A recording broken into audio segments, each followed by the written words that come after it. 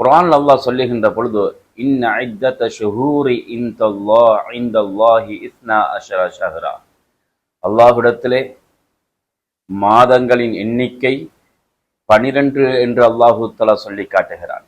12 மாதங்கள் இருக்கிறது வானம் பூமி படைத்த நாட்களில் இருந்து அல்லாஹு தஆலா பரிசுத்தமான அல் குர்ஆனிலே சொல்லி காட்டுகிறான். இந்த அடிப்படையிலே 12 மாதங்கள் முடிவடைகின்ற பொழுது ஒரு வருடம் ஆரம்பிக்கப்படுகிறது. எனவே இந்த வருடம் இந்த புத்தாண்டை மாற்று மத சகோதரர்களுடைய கிறிஸ்தவர்களுடைய புத்தாண்டை நாம் கொண்டாட முடியுமா என்று பார்க்கின்ற பொழுது இவைகள் ஒரு பாவமான ஒரு செயலாக இருந்து கொண்டிருக்கிறது. ஏனென்றால் முஸ்லிம்களாகிய எமது புத்தாண்டை கூட இஸ்லாம் கொண்டாடுவதற்கு சொல்லவில்லை.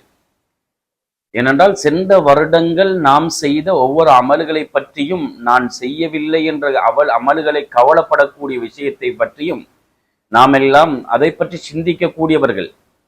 இவ்வளோ காலம் உலகத்திலே வாழ்ந்திருக்கிறோம். இன்னும் எத்தனை வருடங்கள் எத்தனை நிமிடம் உலகத்தில் இருப்பேன், செகண்ட் இருப்பேன் என்று யாருக்கும் சொல்ல முடியாது. எனவே கழிந்து போன நாட்களை வைத்து நாம் கவலைப்பட வேண்டும். என்னுடைய அமல்கள், துன்யாவின் வாழ்க்கை முடிந்து கொண்டிருக்கிறது, நான் எதிர்நோக்குகின்ற மறுமையுடைய வாழ்க்கைக்கு எதை நான் முன்கூட்டி வைத்திருக்கிறேன், சேகரித்து வைத்திருக்கிறேன் என்பதை நாம் எல்லாம் சிந்திக்க வேண்டும்.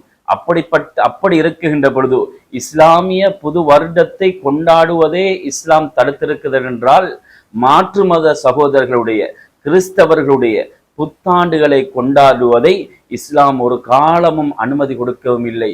ஏனென்றால் ஸல்லல்லாஹு அலைஹி வஸல்லம் அவர்கள் சொன்னார்கள், மன் தஷப்பஹ பிகௌமின் ஃபஹுவ மின்ஹும், யார் எந்த கூட்டத்துக்கு அவர்களுடைய செயலின் மூலமாகவோ அல்லது நடையின் மூலமாகவோ அவர்களுக்கு ஒப்பாகிறார்களோ அவர்களுடன் தான் அவர்கள் மறுமையின் நாளையிலே எழுப்பாட்டப்படுவார்கள் என்று அல்லாஹ்வின் தூதர் ஸல்லல்லாஹு அலைஹி வஸல்லம் அவர்கள் தெளிவாக சொல்லியிருக்கிறார்கள்.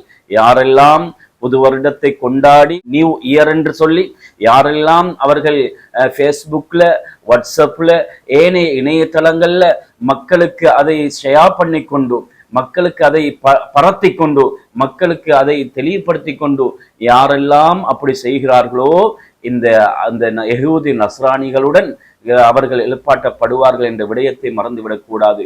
எனவே இந்த விடயத்தை நாமும் தவிர்ந்து எங்களுடைய குழந்தைகளும் எங்களுடைய குடும்பத்தார்களும் இந்த விடயத்திலிருந்து தவிர்ந்து இருப்பதற்காக வேண்டி நாம் அவர்களுக்கு எச்சரிக்கை செய்ய வேண்டும். சகோதரர்களே, பெரியார்களே, அன்பார்ந்த தாய்மார்களே, சகோதரர்களே, இன்றைக்கு பார்க்கிறோம். இன்றைக்கு எந்த அளவுக்கு என்றால் டிசம்பர் 31 முடிவடைகின்ற பொழுது இரவு 12 மணிக்கு அங்கே கோல்ஃபீஸ்கள்ல, கடல் ஓரங்கள்ல, கொழும்புல மிச்சம் அதிகமான சகோதரர்கள் வேற ஊர்ல இருந்து கூட அங்க சென்று அதை எதிர்பார்த்து கொண்டு அந்த டிசம்பர் 31 முடிவடைகின்ற பொழுது அடுத்த வருடத்தின் முதலாவது நாள் அந்த 12 ஒன்றாகின்ற பொழுதும் ரத்திஞ்சான்களை, பட்டாசுகளை போட்டும் அவர்கள் பாவமான அனாச்சாரமான காரியத்தில் ஈடுபட்டு கொண்டிருக்கின்ற எத்தனைய விடயத்தை பார்த்து கொண்டிருக்கிறோம்.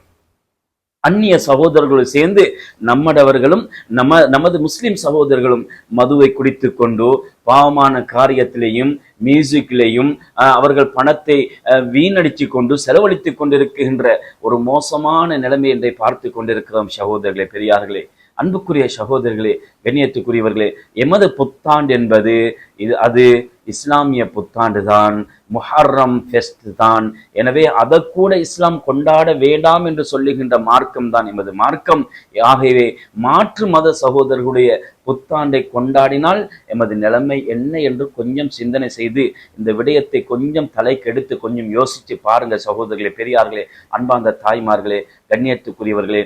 எனவே உலகத்திலே வாழுகின்ற பொழுது நேர் வழியில வாழ்ந்து நேர் வழியிலே மரணிப்பதற்கு அல்லாஹு தஆலா எங்கள் அனைவருக்கும் கிருபை செய்யணும். எங்கள் உலகத்திலே நல்ல அமல்களை செய்து நாம் சென்ற நாட்களிலே என்ன அமல் செய்திருக்கிறோம், என்ன அமல்கள் விடுபட்டிருக்கிறது, இன்னும் அடுத்த செகண்ட் உலகத்தில் உயிரோடு வாழ்வேனா என்று சொல்ல முடியாத ஒரு காலத்தில் இருந்து கொண்டிருக்கிறோம் என்றால், ஒரு வாழ்க்கையில் இருந்து கொண்டிருக்கிறோம் என்றால், நிரந்தர அற்ற ஒரு வாழ்க்கையில் இருக்கிறோம் என்றால், ஏன் நாம் புத்தாண்டு ஒன்றை கொண்டாட வேண்டும் சகோதரிகளே?